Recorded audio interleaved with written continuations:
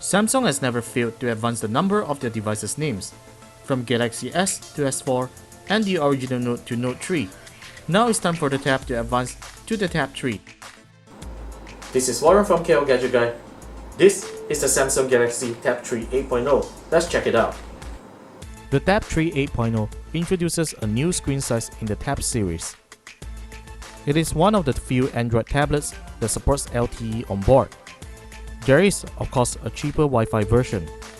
The design of the Tab 3 8.0 looks very similar to our previously reviewed Galaxy Mega 6.3. It has a textured design on the front, and the back is a familiar hyperglaze coating.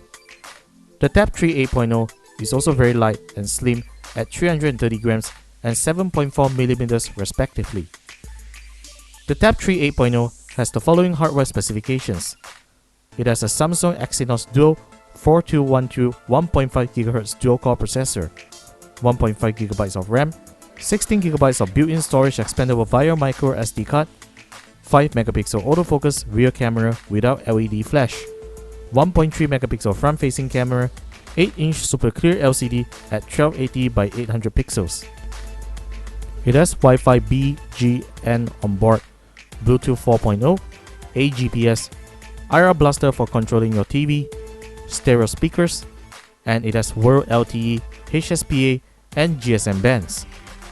It runs on Android 4.2.0 Jelly Bean and has a 4450 mAh battery powering the device. At first impression, the Tab 3 8.0 feels just like another oversized Galaxy smartphone. Yes, we really mean a smartphone, because it can make phone calls through your SIM card. The display of the Tab 3 8.0 has fantastic colors and viewing angles. The WXGA resolution may be outdated, but it is definitely an improvement over the last generation Galaxy Tabs. The latest version of TouchWiz runs on the Tab 3 8.0. There's no air gestures and air view. You do, however, have Smart Stay, multi-window, S-Voice, pop-up play, and screen mirroring. In our day-to-day usage, we find the Exynos processor having trouble to keep up with TouchWiz. Transitions can be laggy at times, and swiping through the interface requires some effort. Typing on the Tab 3 8.0's keyboard isn't a great experience, which Samsung has not updated from its last gen tablets. The overall experience just doesn't feel like there's an Exynos chip powering the device, even though it's just dual-core. However, we find it really funny that the tablet performs really well in gaming. We tried playing Pacific Rim, Minion Rush, and Asphalt 7. The frame rates are amazingly smooth. We have to conclude over here that TouchWiz is the culprit for slowing down the whole device. Due to its portable form factor and good screen size, we love to use the Tab 3 8.0 to surf the web and enjoy multimedia on it. Samsung markets the Tab 3 series as a fantastic multimedia consumption device. Music playback on the Tab 3 8.0 stereo speakers is great. It produces good room volume with great amount of clarity and some amount of bass. Adapt Sound is also available to tune your earphone listening experience. What the Tab 3 8.0 truly shines is in video playback. We are not talking about the playback capability, but the viewing experience is one of the best that we have experienced on the tablet.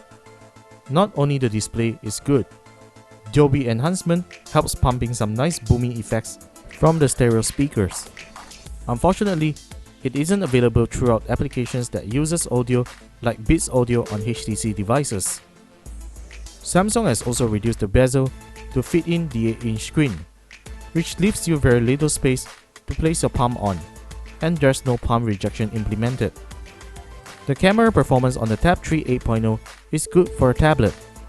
This time, you get to have a better camera app similar to the Galaxy S4 instead of the stripped down version in last gen tabs. However, you only get to have 6 shooting modes: Auto, Beauty Face, Sound and Shot, Panorama, Sports, and Night. Pictures taken with the camera looks good in color and detail. Do check out our post for samples. Video recording is also limited at 720p and it isn't too bad either. The rear camera is placed at the left side of the tablet. If you are a person who uses your left hand to press the shutter button, you'll have a problem as your hand is going to block the camera. Performance, as we mentioned earlier, isn't the best in class and you don't get the Exynos experience on this device. The Tab 3 8.0 scores 4771 points in Quadrant and 14557 points in Antutu. Call quality on the Tab 3 8.0 is acceptable, and you are not going to hold the tablet up to talk for long hours but relying on a Bluetooth headset or earphones most of the time. If you are going to use the Tab 3 8.0 as a phone and tablet at the same time, the battery is going to last you a day and a half for mid to heavy usage when you are on LTE connection most of the time, which is pretty decent. Using it as a dedicated tablet can last you about 3 days. Bottom line, the Tab 3 8.0 isn't a big update from last year's Tab 2 series. Samsung included a better processor and introduced a new screen size to the Tab series, and have loaded it with its latest version of TouchWiz. We are neutral towards the Tab 3 8.0, simply because its experience is the same across recent Galaxy devices. Even built-in apps hasn't changed much from last time. The Tab 3 8.0 LTE version retails at 1,499 ringgit, while the Wi-Fi only version retails at 1,099 ringgit, priced competitively with the iPad mini.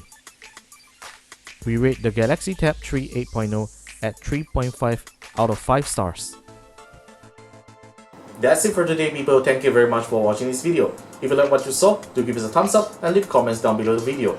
Also visit our website at klgadgetguy.com to check out the full text review of the Samsung Galaxy Tab 3 8.0. And also subscribe to our YouTube channel, like us, follow us at Twitter and Facebook at klgadgetguy. We'll see you next time in our next episode of Gadget Review. That's it for now.